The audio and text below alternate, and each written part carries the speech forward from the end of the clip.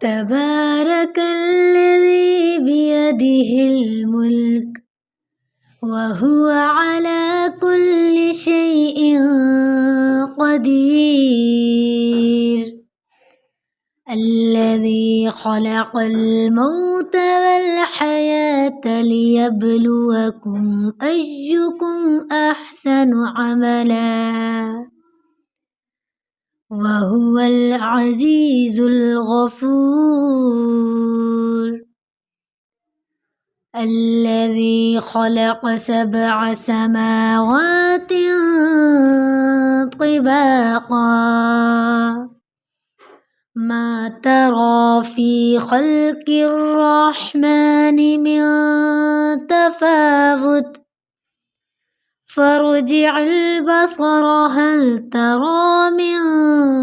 فطور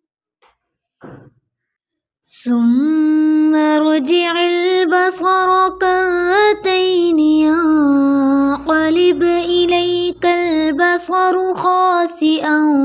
وهو حسير ولقد زينا السماء الدنيا بمصابيح وجعلناها رجوما للشياطين وأعتدنا لهم عذاب السعير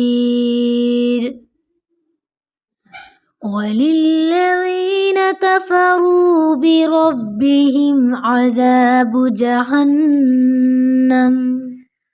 وبئس المصير إذا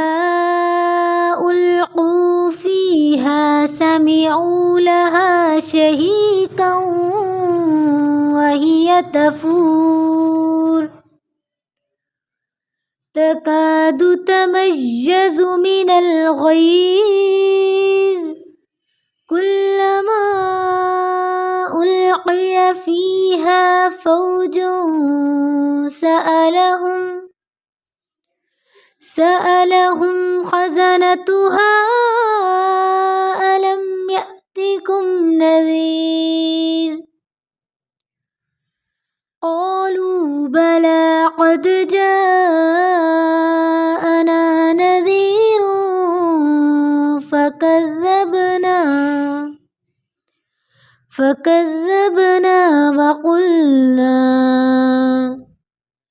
وقلنا ما نزل الله من شيء إن أنتم إلا في ضلال كبير وقالوا لو كنا نسمع أو نعقل ما كنا في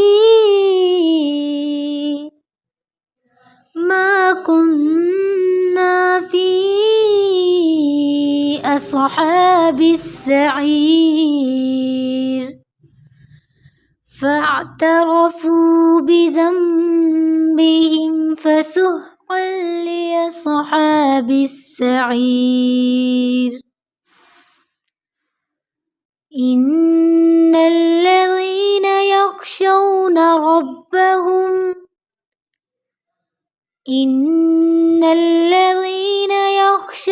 ربهم بالغيب لهم مغفرة وأجر كبير